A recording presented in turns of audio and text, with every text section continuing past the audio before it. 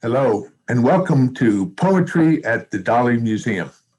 I'm Hank Hine, the museum director, and it's my pleasure to welcome you to this program, which we've been doing on Zoom for some time. That has allowed us to broaden our audience and also reach out to poets outside of our area, and that is the case tonight. We're appreciative of St. Petersburg city of St. Petersburg, for their support of this program. And we're delighted with our format, which is using the wonderful host, Helen Wallace. Pruitt Wallace is the Poet Laureate of St. Petersburg. And in our format, we have asked her to introduce the poets, Sandra Beasley from DC and Peter Schmitt from Miami. But first, to read one of her fine poems. So without any airing from this format, we will continue now with Helen Pruitt Wallace. Helen? Thank you so much, Hank. And thanks to all of you for tuning in for the Dalí Poetry Series. A big thank you to Sandra Beasley and Peter Schmitt for joining us. We're so excited to have both of you and to hear you read your terrific poems. And thank you also to Hank. Hank has been so wonderfully supportive of this poetry program in the Dalí Museum for the last 4 or 5 years. And the city of St. Petersburg has also been just a tremendous help to us. So with that in mind, I'm going to read one short poem. This is a new draft, and we are about to have lightning bug season, especially up here in the Smoky Mountains. Some of you may know about synchronous fireflies. They are known to be in this area of North Carolina. I say this because I'm actually talking to you from North Carolina today. It's really a phenomenon that draws many, many people. Some might say too many people. But this poem is about that, and it's called Synchronous Fireflies in the Great Smoky Mountains. Thimbled sun, glowworm, little thug of light. You larval 2 years bloating on slugs, snails, emerging an eater of stars. It feels like a gathering of souls, my mother too, flicking about. Soft-bellied beetles, you signal summer through your luminous flash, wet grass warming our feet. An extended foreplay calling some perfect match. It's not all about sex. Futurus femme fatale devours her mate for her young. So many different kinds of love. His toxins protect the larva she'll lay in the mud. Often the females are flightless. Hotaru, fire devils, and Blinky, you little Chinese lanterns, incense burning paper clips, you with your bic tips who bring back the band with your glow. Teach us what you know with your language of love, moonbug, big dipper, blue ghosts, as we reemerge at last, dim-eyed and wounded. Teach us, Futurus Carolinas, to dance with our dead in the night. We, so divided, you, a wave upon wave of synchronous light. So it's always a pleasure to host this program. And tonight we're going to start with Sandra Beasley. Sandra is somebody we've been wanting to get to the Dalí for a number of years, and she's got some connections in Florida. She has taught in the MFA program at the University of Tampa. She's the author of 4 poetry collections, Made to Explode, Count the Waves, I Was the Jukebox, which won the 2009 Bernard Women's Poets Prize, and Theories of Falling, as well as Don't Kill the Birthday Girl, Tales from an Allergic Life, a disability memoir, and cultural history of food allergies. She served as the editor for Vinegar and Char, verse from Southern Foodways Alliance. Honors for her work include the 2019 Munster Literature Center's John Montague International Poetry Award, a 2015 NEA Fellowship, and 5 DC Commission on the Arts and Humanities Fellowships. She lives in DC. Please welcome Sandra Beasley. Hello, everyone. I am delighted to be with you, even though virtually. And I'm a huge fan of the Dalí Museum. I've been there, and I'm really, really appreciative to the folks hosting us tonight and looking forward to hearing Peter's work as well. As was mentioned, I edited an anthology, Vinegar and Char, Verse from the Southern Foodways Alliance. And inevitably, when you're working on other people's poems of food, you want to write poems of food for yourself. And I found myself particularly drawn to thinking about things like fast foods or cheap foods, comfort foods. The opening poem in this book is about tater tots. And I'm going to read one about not a kitchen space, not a hearth space, but a fast food space. This is a poem early in the book, Made to Explode, that is called Long John Silver's. And if you've ever been to that particular fast food restaurant, I hope that this captures some of the visceral palate and reality of in my case, a 1980s child getting a weekly treat. Long John Silver's.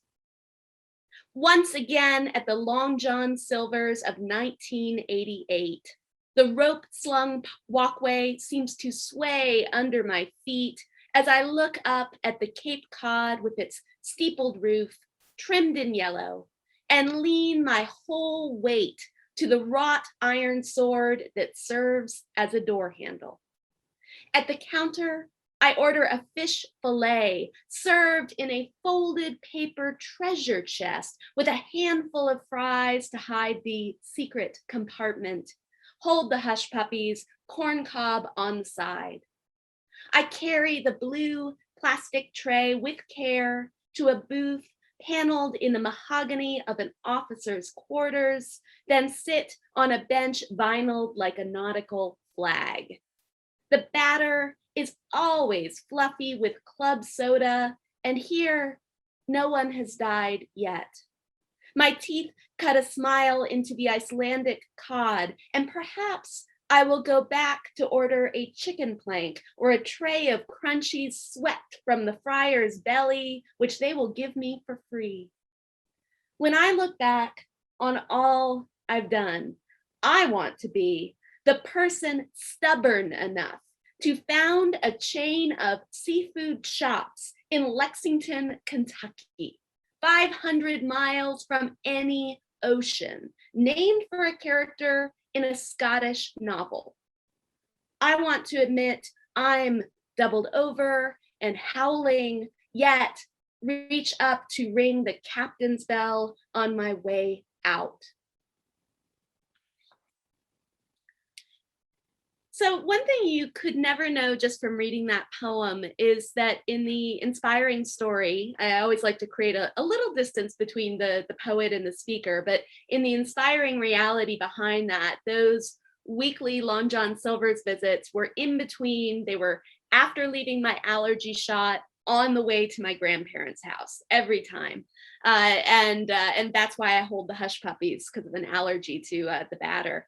So I'm going to read a poem that I do not think I have read once for this debut of Made to Explode, but it's actually the first poem that I wrote for this book, and it's dear to me. It was originally commissioned by the Academy of American Poets to celebrate the National Archives. We were all given this task to find one of 100 artifacts or texts in the archives and write a poem in response. And what I chose was a series of transcripts from the NASA program. Because to me, when I think of Florida, when I was growing up, there were two things that came to mind: Disney and NASA. And that was, you'll hear a Pruitt, not the same spelling of Pruitt as our lovely host for the evening, but with an E. And that is my grandfather making a cameo in this poem. He served as a physician to a number of the early program astronauts. The conversation. Fireflies, Colonel Glenn calls them, banging the capsule's wall to prove their movement. This will be the gesture Hollywood claims as history, How space dazzles even the seasoned airman, maddens like Titania's touch. The movie version sees what he sees: Florida yawn, Delta yop, a sunrise inside every hour, lightning over the Indian Ocean. Yet the operatic soundtrack, paced in gilded silence, is not what he hears. Wonderease is not the language he speaks. For this, we turn to the transcript. Pilot to Capcom, Capcom to pilot. This is Friendship 7 going to manual. Ah, Roger, Friendship 7. Pilot, Texas Capcom, Cape Canaveral. Capcoms chiming in from Canary, Canton, Hawaii, Zanzibar, India, Woomera. Every visual check on the gyros, inverter temp, every correction to pitch and yaw, fuel, oxygen, ah, Roger, ah, over. Say again your instructions, please. Over. Do you read? Stand by. You can be honest. This is Godspeedless workaday chatter. But in these pages, my grandfather lives forever. A Navy captain charged with Glenn's vitals, stretching his stethoscope across 162 miles and 18 tracking stations.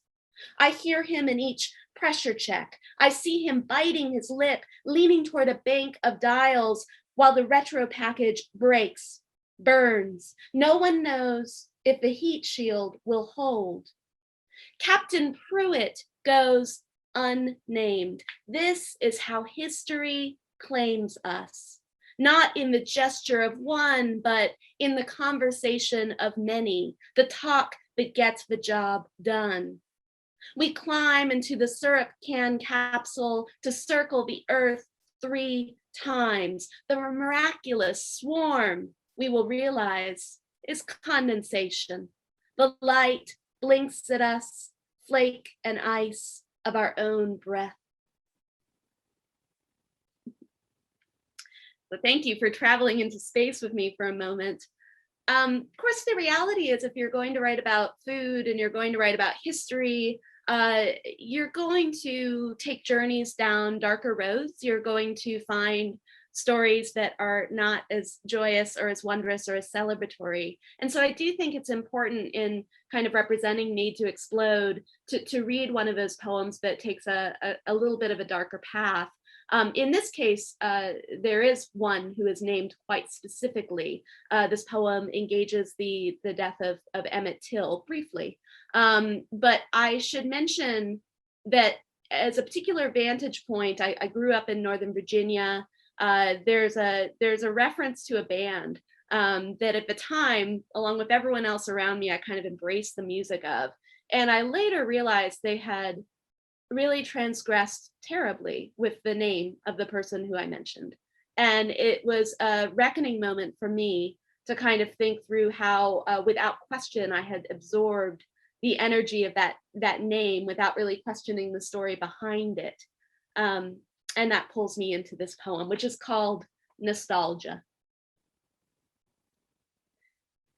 An adult shad has 1,300 bones, but that's not why I always order it. I remember fingers of white flesh, flaky fried, or a sack of red rose slapped into a pan with a pat of butter. And I think of camping by the James River, how the sky yawned and hollered. I once loved a band named Emmett Swimming. I got lost in a crowd of teenagers inscribing each other's yearbooks in blue Bic ink, working hard for a house with fake wood trim, singing that it's been a long way down, wondering how long it'd been since I'd been good. We were sweat, sweet, and dancing. We paid what we could afford at the door. 2 decades later, I read the band named themselves for Emmett Till. The lead singer says the name means a 14-year-old should be swimming in the river, not dying in it. They spelled his name wrong. And once they realized that, they kept spelling his name wrong. I've got 1,290 pin bones to go.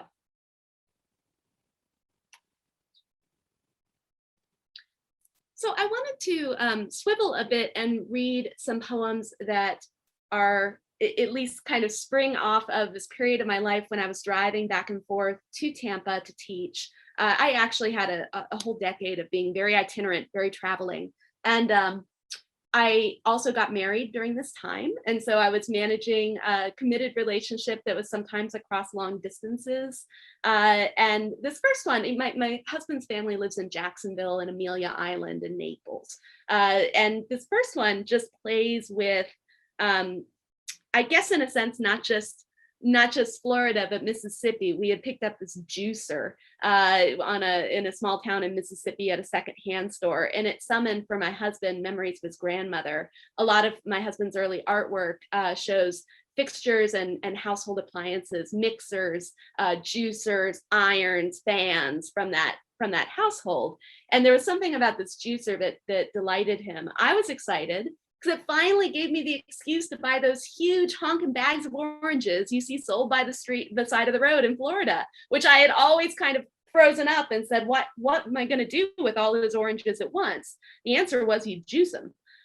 So this is actually, in a sense, about a road trip coming home from teaching at the University of Tampa. Rhymes with. I stop off on Route 301 to debate between quarter bushel bags of oranges, Temples and Orton Eats I'll bring back to the presser we bought cheap, scrubbed clean, wherever, promises the stamped metal brand. I have been in lust with Florida's strange, her match of pastel blue to forest green, her north more southern than her south, how alligators and crocodiles share 9 miles of pond with one shore brackish, the other fresh. Sporange, promises the dictionary, or Florange, a mountain in southeast Wales. In moments like this, I must pitch my stance so that I don't fall down the mountain into a Welsh valley, into the river of Usk. We'll work for an hour once I'm home, slicing and pressing until we've filled 2 bottles to the brim. What 2 bodies couldn't make music within such a tight embrace of aluminum. This next poem I'll read engages actually thinking about the still life, which Dalí did some wonderful examples of. Of course, still lifes are often quickly summarized in terms of their tableau of flowers or fruit, but a lot of times it's seashells, maybe musical instruments, but a lot of times within that tableau, there are all of these small signifiers of decay. And so on one hand, you know, the bugs, the fraying edge of a leaf, the brown spots. And so on one hand, still lives are kind of a captured vibrance, and on the other, they are an admission that things are always changing. And I do think that when you are in a long committed relationship, you see the reflection of your own aging, your own changing in your partner. And that can be both a terrible and beautiful thing. So this, I was actually asked to write this for a whole anthology of still life poems. It's called Still Life with Sex. But first, a skull grinning amongst the grapes. But first, hydrangea moons barely risen. But first, milky bowls congregating in the sink, and sticky spoons congregating in the bowls. But first, that vegetal stink. But first, clank of pipes filling with air. But first, dirt on your end of the couch. But first, dirt from your Monday shoes. But first, a canteen of water. But first, 5 lagers. But first, Magnum PI. But first, Tom Selleck. But first, kiss me because you clutter the pewter. Kiss me because you track in necessary dirt. Picture a violin, then add prosciutto. We are trying to make space and hold it open. The skull that grins amongst the grapes grins at us.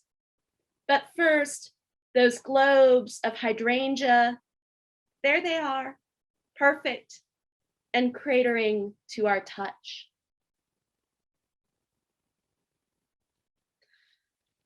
Think of all of the foods that I managed to mention and made to explode. Bacon takes the prize. I think it manages to appear in 4, maybe 5 poems. So I'll read one of those. This is, I guess, in a sense, a little love poem. It takes as an opening line / epigraph, takes a quotation from Chaucer. But never for us the flitch of bacon, though, that some may win in Essex at Dunmow. That some may win in Essex at Dunmow. That's a kind of country contest that you'll hear about in a moment. This poem is called The Vow. But never for us the flitch of bacon, though, that some may win in Essex at Dunmow.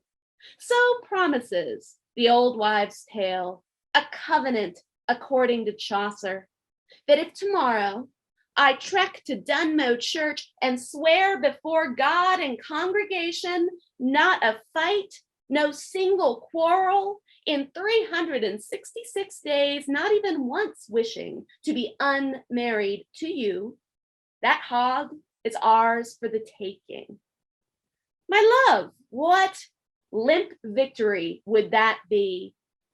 Sweet silence of perfect agreement as we swing a pork trophy between us, walking the many miles home, the fatback won, the battle lost.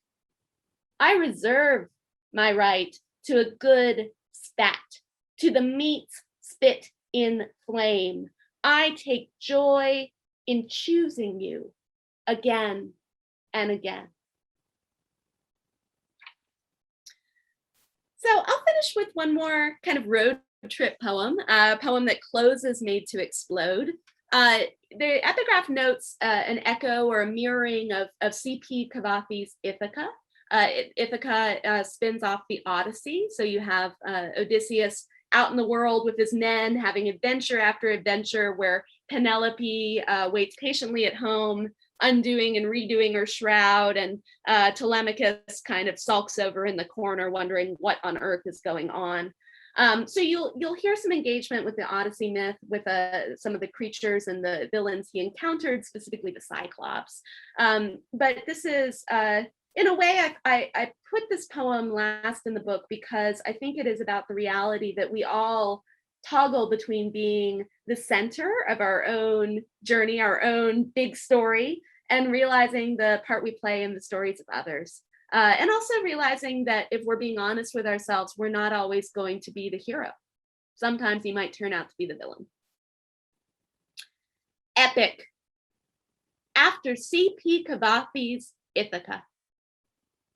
As I set out for home, back home to my apartment, to my vengeful cat, back home to a betrothed who never was one for textile arts. I hope the voyage is a long one. I hope that Homer finds me on my great journey, sitting on a bar stool in Ocala, one March Sunday at noon. Though it occurs to me, after I am served the bowl of boiled peanuts, that my hunger in this moment is not heroic. Who am I in these stories? One by one, I shell the soft bodies warm against my bottom teeth, tipping peanut meat into my mouth. Did they too once have names? Did they once have sons? How silly they look in their little boat with its checkered placemat sail. I take a swig of a Bloody Mary, spiked with ocean and jalapeno, the one eye of my forehead pulsing. I will get back in the car. I will drive another 800 miles with Aeolus' bagged breath stashed in my glove compartment. And if I find home poor, home won't have fooled me. I who have forged a life that consists of leaving my life. I'll recall I once sat at a bar wiping Cajun broth from my chin with a 12th cocktail napkin.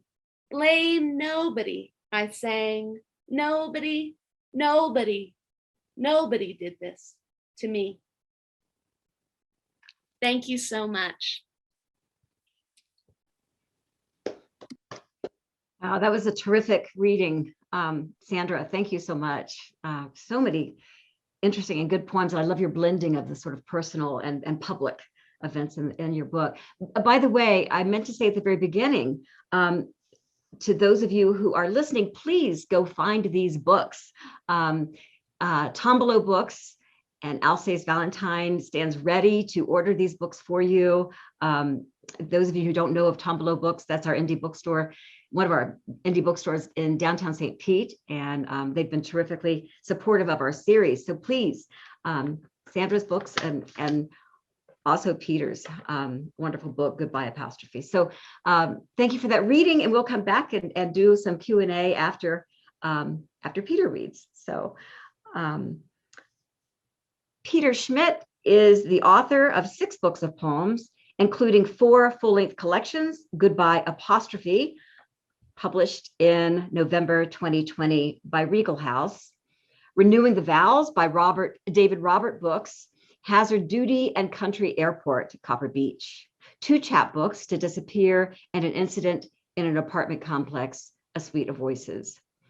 They are with Pudding House Press. He's received the Julia Peterkin Award through Converse College, the Levon Award, the Academy of American Poets, the Discovery from the Nation Prize, grants from the Florida Arts Council twice, and an Ingram Merrill Fellowship. His poems have appeared in many leading journals, including the Hudson Review, The Nation, the Paris Review, Poetry, and the Southern Review. They're widely anthologized and have been featured on NPR's Writer's Almanac. And he's also worked as a reviewer of poetry and fiction, and as a freelance editor of novels, short stories, poetry, and creative nonfiction. He lives and teaches in his hometown of Miami, Florida, and he can be reached at his website, as can Sandra Beasley. So welcome, Peter. So glad you're here with us today. Thank you, Helen. It's a pleasure to be here. Thanks to you and Hank Hine and the Dalí Museum. It's a pleasure to be reading with Sandra, meeting her for the first time here. Great reading, Sandra. Loved it. And yeah, I'm going to be reading today from the new collection, Goodbye Apostrophe. And I've always believed, as an autobiographical writer, that the benefits of tackling the really difficult issues in your life are worth the risks, and that's an idea that I've tried to get through to my writing students. And the poem I'm going to open with today is actually based on an account that I shared with my students for quite a number of years before I even thought to make a poem about it.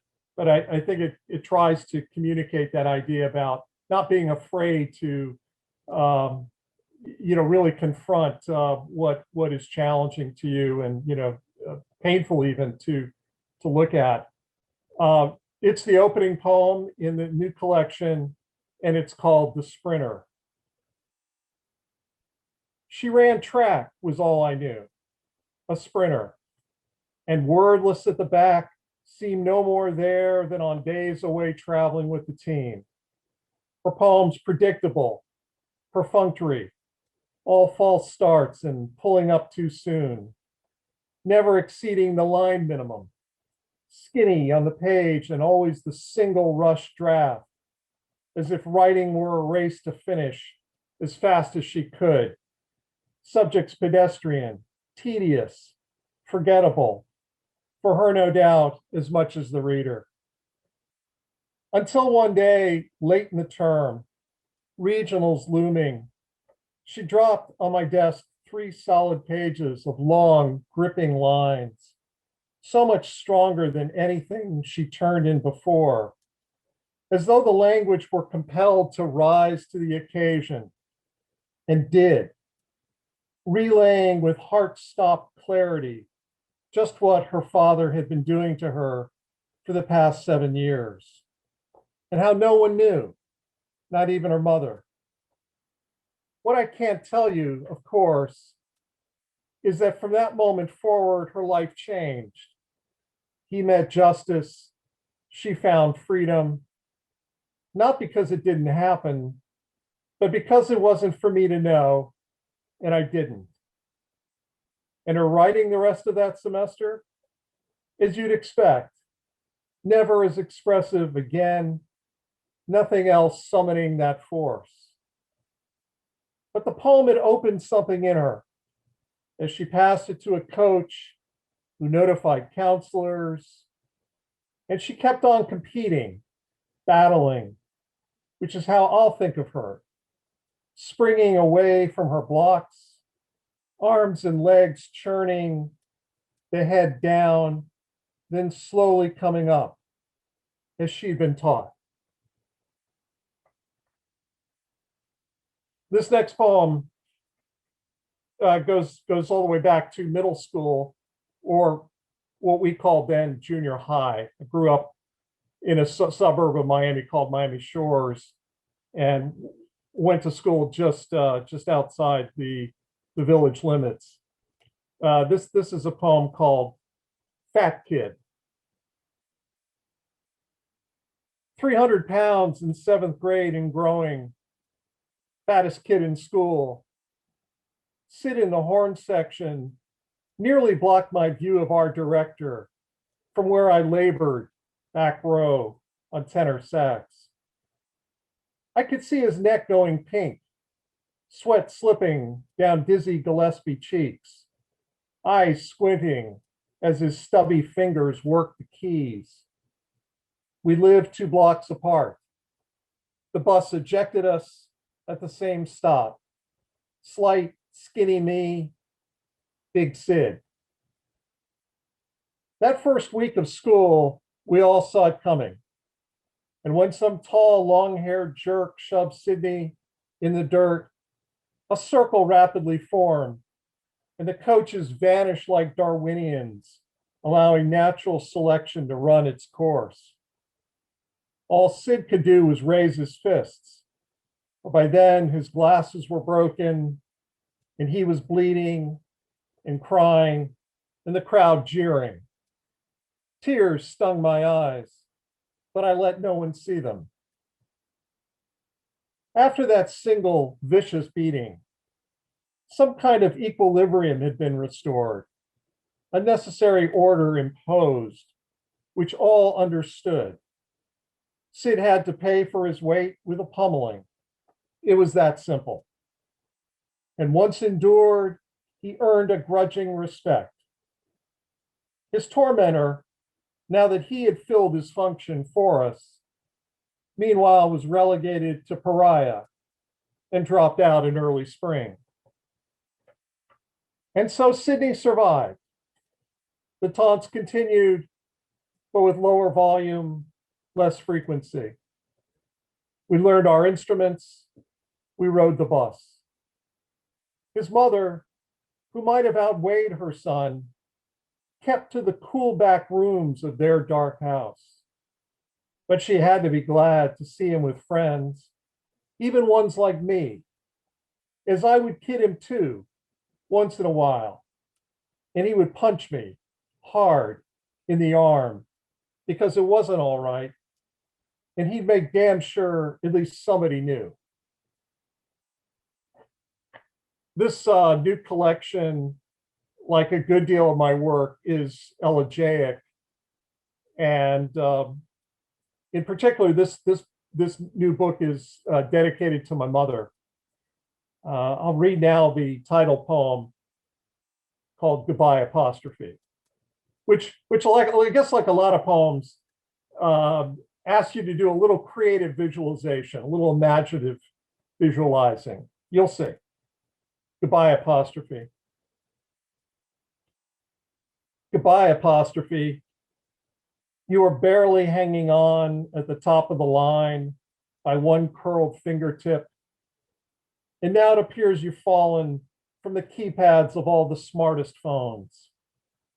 Forgive my possessiveness toward you. Goodbye turn signal, hiding behind the steering wheel. Whatever indestructible composite you're made of, no one in this town seems to need you anymore. I don't know which way to go without you. Goodbye, incandescent light bulb. You took up all my energy, but these sinuous newcomers lack your warmth, your hominess. When the rare idea comes to me now, what flashes on above my head? Goodbye, Mom. When I went to pick up your ashes today, a squirrel darted beneath my car, then came out the other side unscathed, as if there weren't room in the world for one more death, however small. My light, my direction, mine. Goodbye. You know, it was a couple of weeks after my mom's death that I was scribbling these little tributes to these various things that seemed to be disappearing. Standard punctuation, courtesy in Miami traffic. Not that that ever really existed. I'm not sure it ever did. You know, the light bulbs that I'd always known. And, you know, only then did, after jotting a few of these things down, did it occur to me, did I have that so-called light bulb moment, that what I was really, of course, doing was trying to write an elegy for my mother. I mean, it took me a while to realize that. I mean, sometimes we're so close to our work, or in my case, just sometimes so dense that you don't always see what's really right there in front of you. And once I figured out what the poem really wanted to be, or these lines really where they really wanted to go, then I was able to put this poem together. But it took a while. But you know, if you pay attention, if you're alert, your work should at some point let you know what's really going on. Well, here's one more about my mom. It's called The Little Blue Purse. It was a little blue purse she had asked for, my mother, age 4, when her father called from the Mayo Clinic, with a silver chain. And he had somehow found one in a pawn shop in Rochester. And if he weren't so tired from the radium and the transfusions, from the talk of white blood cells, from the drive itself, that he might have noticed sooner that he'd left the purse at a small motel near the Canadian border. And so, with his family waiting for him, wife and 3 daughters, my mother the youngest, at the lake at Winnipeg Beach that summer, he turned back, though it would mean many more hours. She was kept, my mother, from his funeral, and her own mother allowed no photograph of him in the house. But my mother kept the little blue purse in a trunk she carried into adulthood, with books and letters and clothes from her early years. And the trunk, too big for my parents' first apartment, was stored at my father's plant, where someone stole it. And the only thing my mother said she missed was the little blue purse, almost all of which had slipped from my mind out walking on the afternoon of her death, her body bagged and crematorium bound just hours before. And I had gone 100 yards more before realizing what I had just passed, sitting on a limestone wall at eye level, a purse that someone had discarded or lost, for all the world a child's purse, cheap, plastic, and a light blue. When we were kids, we would swear on our mother's lives. What do I swear on now? But when I came around again, the purse was gone.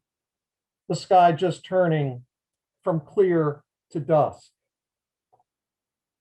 And that's probably about as mystical as I'm likely to get in my poems. Here's something maybe a little bit lighter, maybe not, I don't know. It's a poem, to my mind, about priorities, or at least some of the priorities I entertain. It's about a next door neighbor, and the poem is called Missionary. And by the way, for what it's worth, it's in rhyming tercets, triplets, that is. Maybe you'll hear them. Missionary.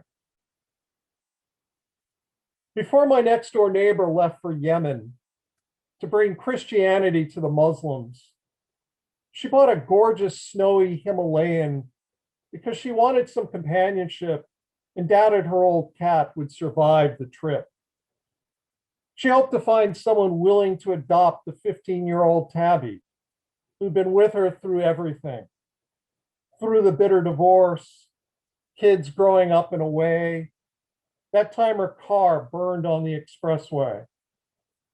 Behind the screen door, the old cat glared as my tireless neighbor dragged the upstart in a training halter around and around the courtyard.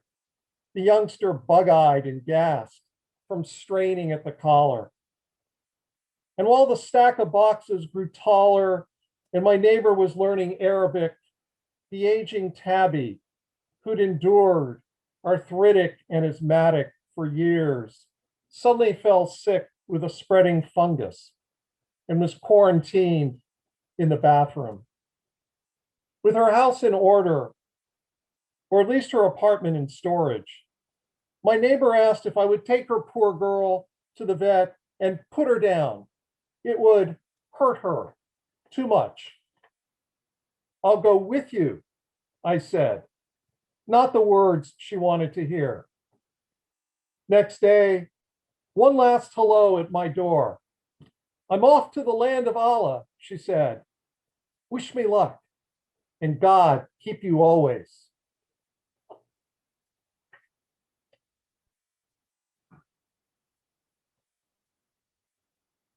The next poem,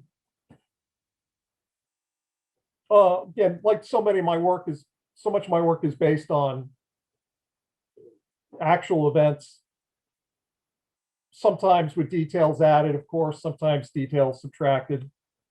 This one is pretty close to what happened. It's called The Ride Home. It was a mistake, probably, to give her the ride home she asked for, approaching me out of the night as I pumped gas. This woman in her 40s, in scuffed high-top sneakers and mullet haircut. And she must have sensed me watching her from the corner of my eye, waiting for the knife or the gun to flash, to rob me or steal my car and leave me by the side of the road.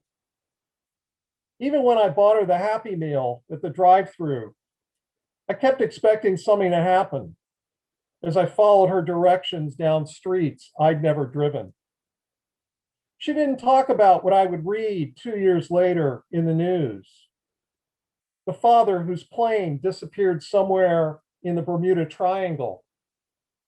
The mother who wrestled professionally. Her own stint as an amateur boxer.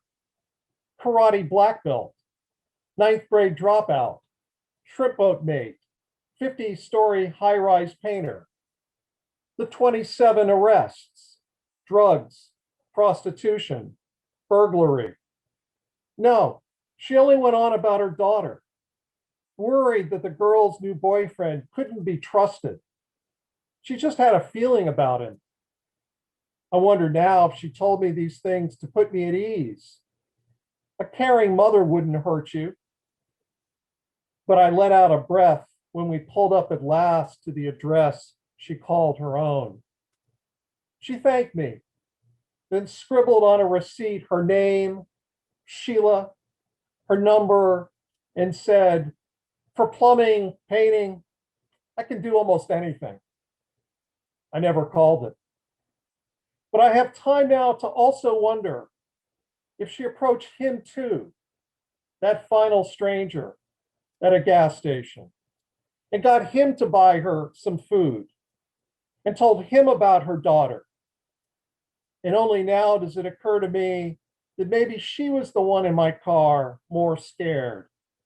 You wouldn't hurt a caring mother, but I wasn't the one who veered off course and left her corpse in a weed-choked vacant lot between a body shop and the railroad tracks. In the newspaper story about her death, they printed in color her likely mugshot. Hair cropped short, eyes heavy. She looks unhappy. But a black and white from 20 years ago shows her leaning back on a bench, hands taped, toweling hair matted to her forehead, yet pretty and smiling, while a trainer unlaces her ankle-high boxing shoes. She could be fresh from a sparring session, 3 tight rounds with the gym's most promising kid, giving as she got and thinking, I can do this. I can do almost anything.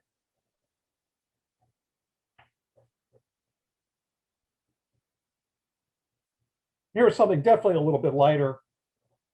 And here's another one. The last couple of poems I'll read go back again to middle school, junior high. This one is called The Condom in My Wallet. I carried it for years before I lost, as we knowingly said then, the big V. Like the coin of a country I wondered if I would ever visit. I think it cost $0.25 from one of those gas station or junior high school boys' room vending machines, the male counterpart to the tampon. Though if anything, it only increased the flow of blood through my veins. A promise, commitment waiting to be kept. And in class, sitting at that metal desk, I seemed to feel it pulsing upward through my underwear and pants. So exquisitely tuned was my backside to its presence. It was there in the first place, tucked discreetly behind the learner's permit and cherished bubblegum cartoon, just in case, as some guy had told me I might need it, as he had heard from another, and so on. An endless chain of raging testosterone-driven prudence, experience, wisdom.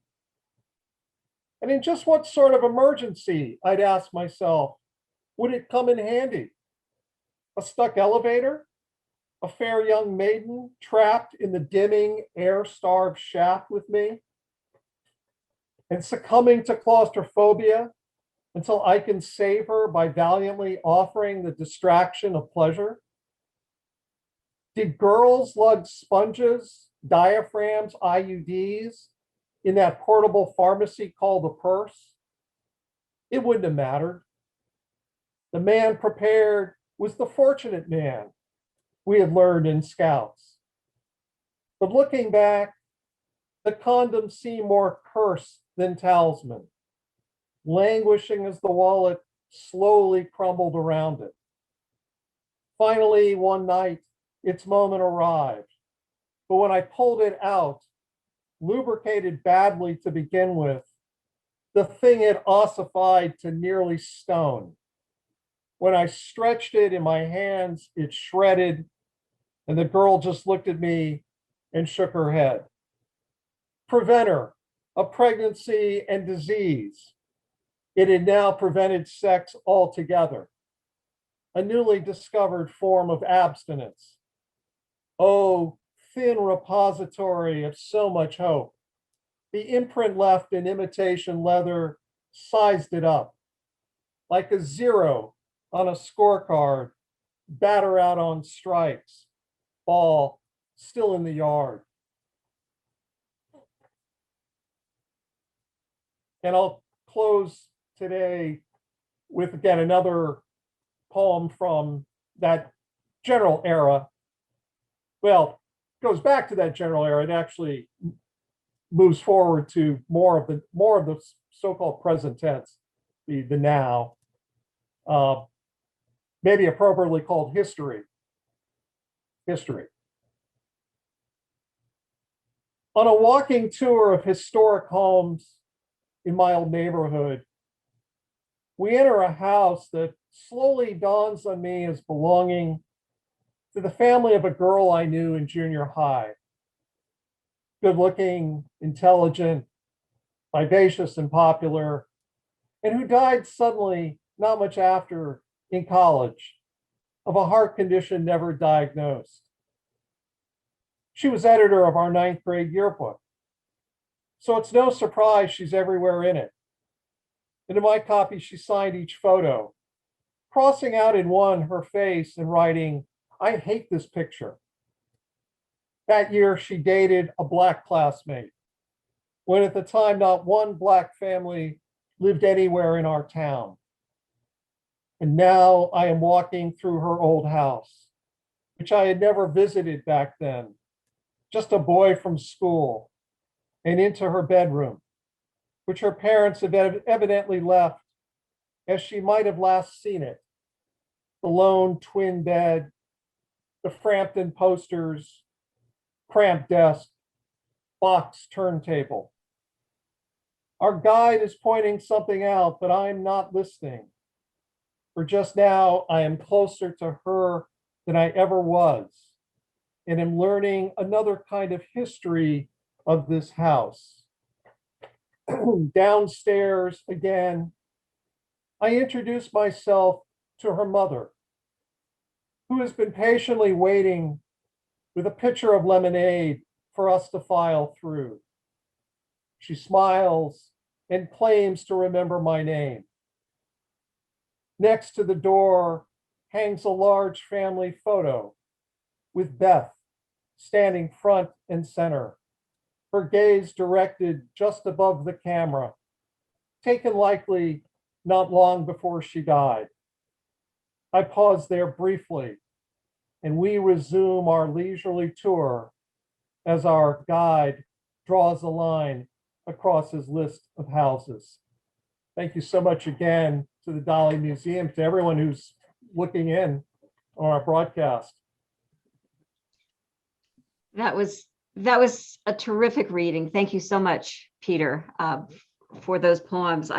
I'm struck in listening to both you and Sandra's poems that you both have such precise diction, and what strikes me a lot about both of your work is that you are writing narrative poems that still have so many wonderful lyrical moments in them. And we're going to segue now, everybody, into the Q&A part of our program. And so, if you will, I'd like to ask both of you to talk a little bit about that. And maybe Sandra, we'll start with you, if you don't mind. Can you talk a little bit about that balance between writing both a narrative poem, but also making sure that it has enough lyrical moments in it that the sound is front and center? Because I think you both really handle that so beautifully.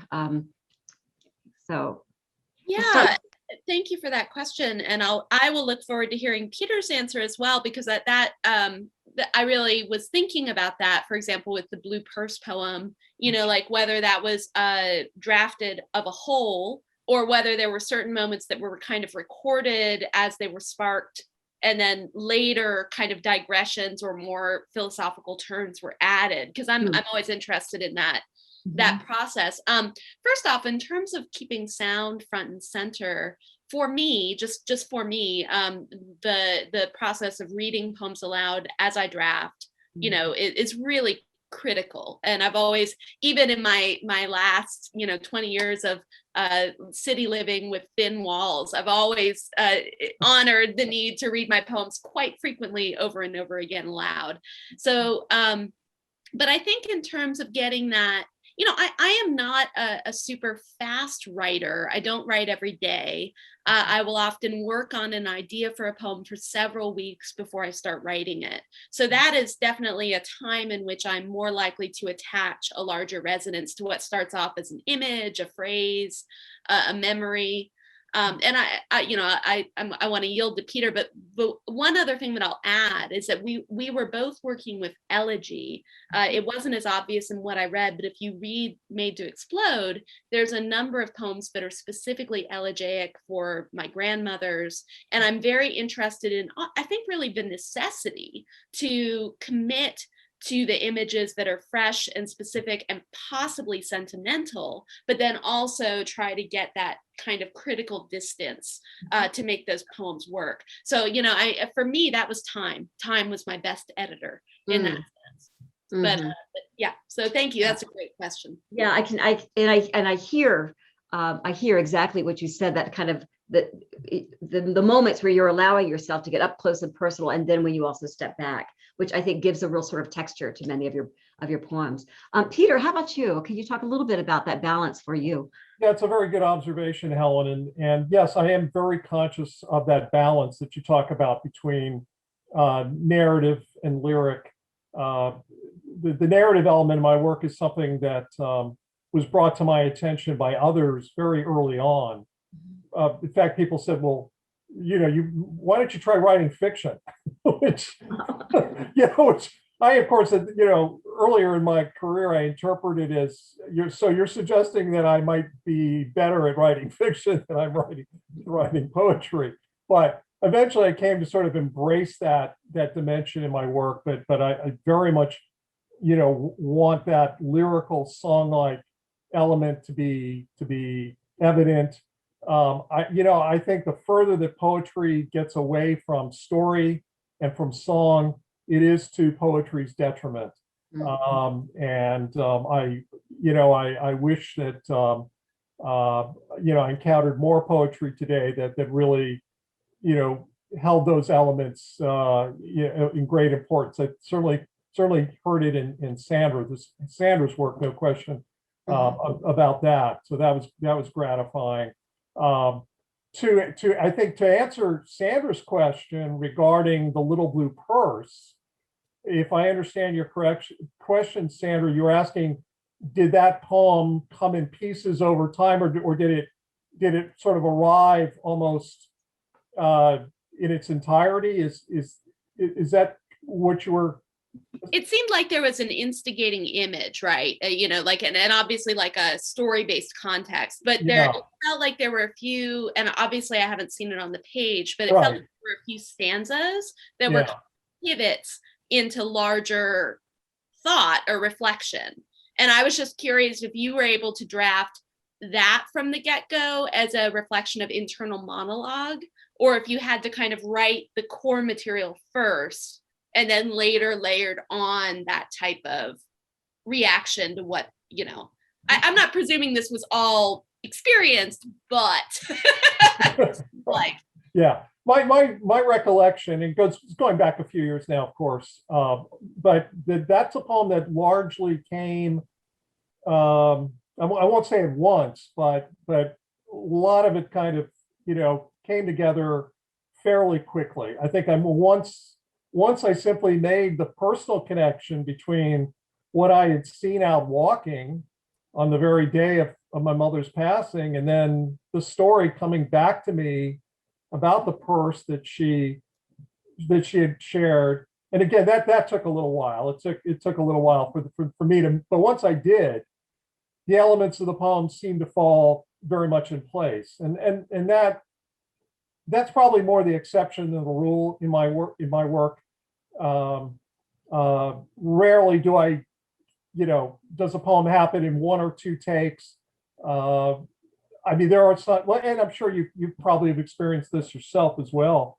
There are poems that I have worked on, come back to, put away, almost abandoned over many, many years. I mean, there are some poems that have probably taken me 20, 25 years or more to finish till I finally have the breakthrough, the image or the ending or language, whatever it might be, that finally brings everything together. There are poems like that. Some probably in the new book, in fact. And every now and then something almost arrives, full blown, fully formed. But that's more of a rarity. It's most of the time I'm somewhere in between. It's something that will have to be worked on, and maybe like yourself, I try to do as much writing in my head before I commit anything to the page. Try to save up lines, images, until I'm at risk of losing them. And then I start jotting things down. And when I get enough of those, then I think, well, maybe I can begin to try to compose. And I'm doing this by hand. I'm not doing it on the screen. And I like to wait as long as I can before typing something up, because there's something about the finality of print that is potentially misleading. I mean, it's a little dangerous. You see something on the screen, or you print out a page, and it has that look of being finished, and you got to be careful about that. So I resist taking it to sort of the next stage as long as I can. Mm-hmm. So that's so interesting, and I want to do a little bit of a follow-up on that, if you all don't mind, because what strikes me is that many of us as poets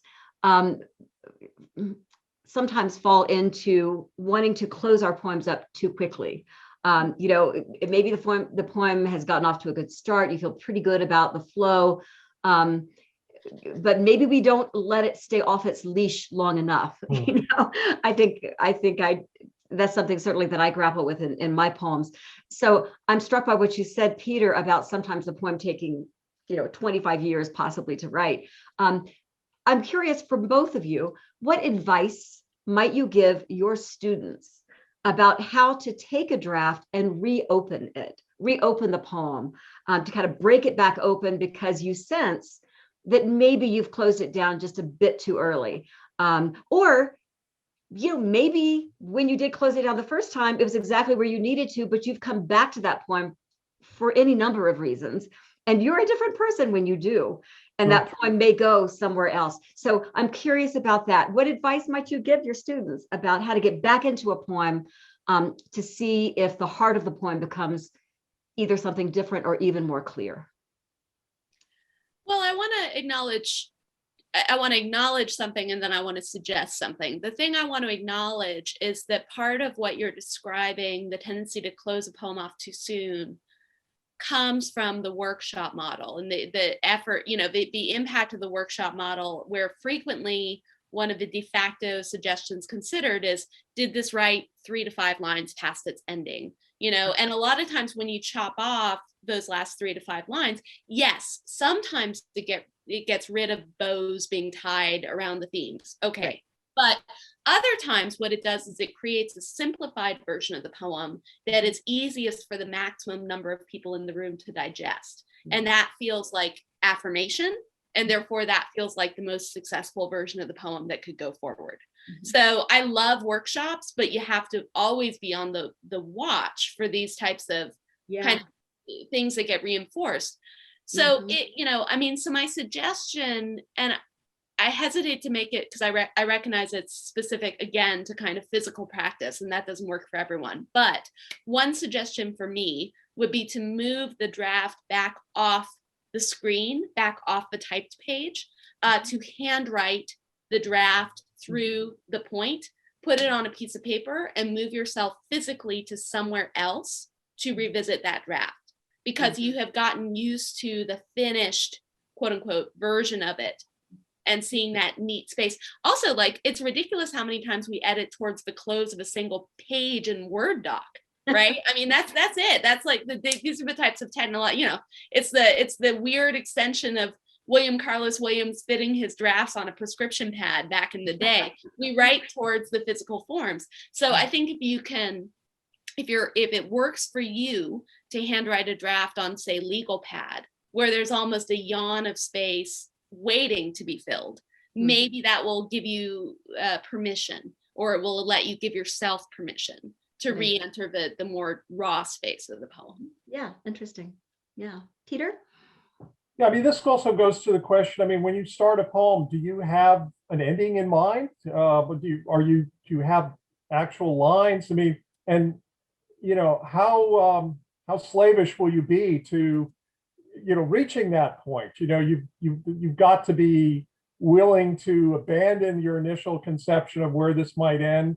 I mean, I think I think you need some sense of where you're going. I mean, I think that but to bind yourself too closely to an absolute ending, I think is dangerous. And you've got to, again, be willing to let that poem take you, or story or novel, of course, wherever it wants to go. Frost's wonderful analogy of a poem must ride like a piece of ice on a hot stove. Moving wherever it will is always like everything Frost said pretty much is wonderful advice. I mean, as far as actually getting in there and I mean, if you're stuck at some kind of ending or impasse, I mean, there are things you can do. I mean, Sandra's notion of going in and almost sort of moving almost back in terms of the actual composition process is very intriguing. And you can start playing with line lengths.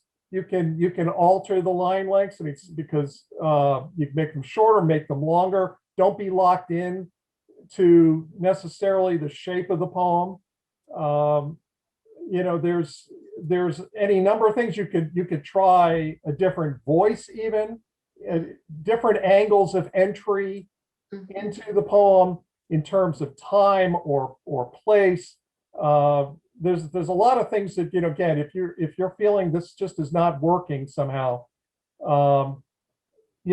don't be devoted to your original drafts. Get in there and be willing to break up as much as you possibly need to. Yeah. Yeah. And Sandra, I liked your comment too about the need for reading the poems aloud. And I often said to my students, that means not only when you think you're finished with a draft, but really in the drafting process itself, as you're writing the poem, to read it aloud, because I think you hear things that you otherwise won't necessarily catch on the page. I'm reminded of that, that old Bible of poetry writing, the Triggering Town by Richard Hugo, right? Where he talks about in every poem, somebody's got to be home. And I was thinking about that in your readings, because there was not a moment's doubt in all of your poems that you both read. In every one, somebody was home, and I really like that. There's a lot to admire, I think, in how you both went about doing that. And if I remember correctly, one of the things he talks about too is that if you feel like there's a particular point in the poem, maybe it's a false ending, maybe it's even a little bit earlier, where something just doesn't feel right, instead of focusing just on that spot, take it back a few lines, because actually the problem may be starting earlier. So I think that's probably good advice from him as well. So because you both have written in different genres, can you talk, so you have written some fiction, right? And also, and you have written nonfiction. Can you talk a little bit about the hybrids that have become so popular in writing today?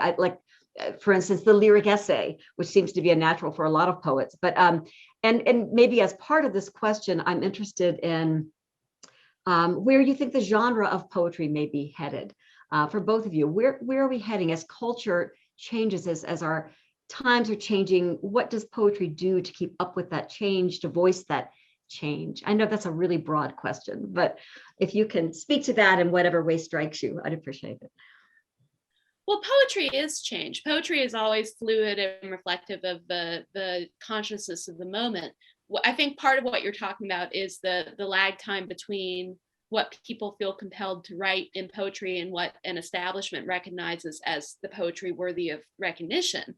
And I think that we are in a really fortunate moment where there's really important work being written that actually, because of, there's umpteen gazillion reasons to criticize social media and a flash age, but like the reality is it gives us a greater slipstream for those things to be recognized close to when they were composed. And I love that. Even when it doesn't advantage me as a writer, as a slow writer, that's so what, I love that. And so I think that the question of the hybridity, especially in regards to the essay, is a separate question for me, and a very interesting one. I think that poets take well to nonfiction because we recognize the value of organizing metaphor.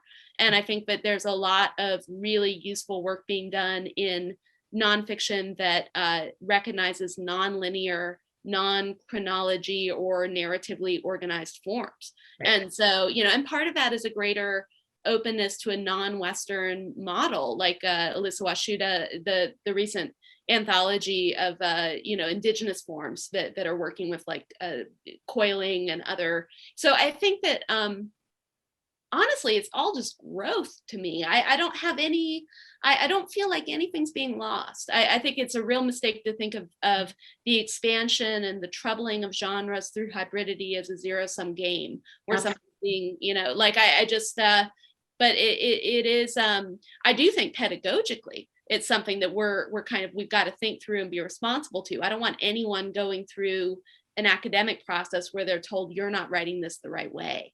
And that requires some flexibility and some kind of active re-education on behalf of the people talking about creative writing in academic spaces. Yeah, absolutely. Yeah, good. Peter?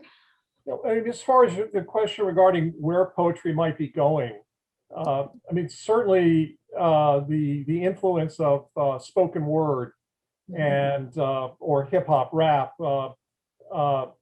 entering the mainstream to a greater and greater degree. We talked earlier about music and song, and I think in terms of keeping those musical elements alive in poetry, to me, that's encouraging. That's if those particular forms can continue to enrich this ancient tradition of ours, then I think that is promising. If this certainly is what I'm seeing more and more in the contemporary work that I'm reading. So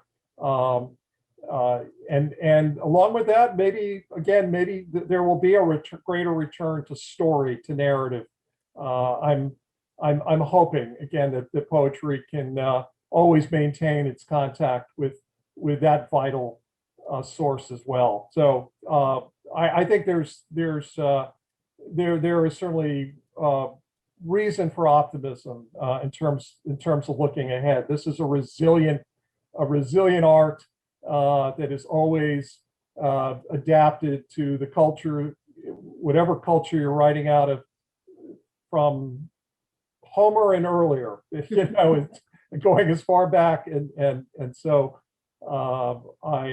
I don't despair for the future of poetry. Yeah. In many ways, it feels like we've had a brighter light shown on us recently than we've had in many, many years. So I totally agree. I think the future looks good for our genre, and hope it continues to keep breaking open in new and delightful ways. Do you all want to ask each other a question?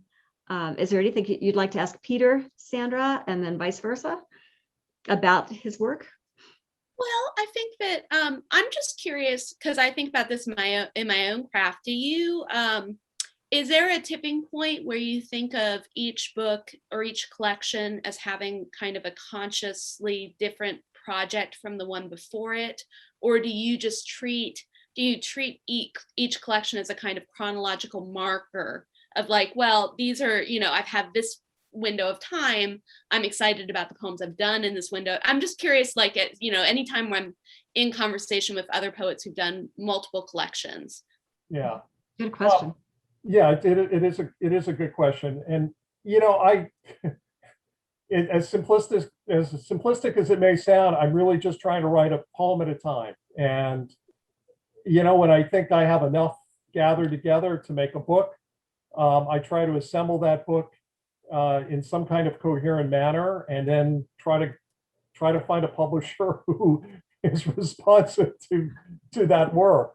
And so I don't really go in with any overarching sort of project necessarily in mind. I write the poems that I'm capable of writing at this stage of my life, and I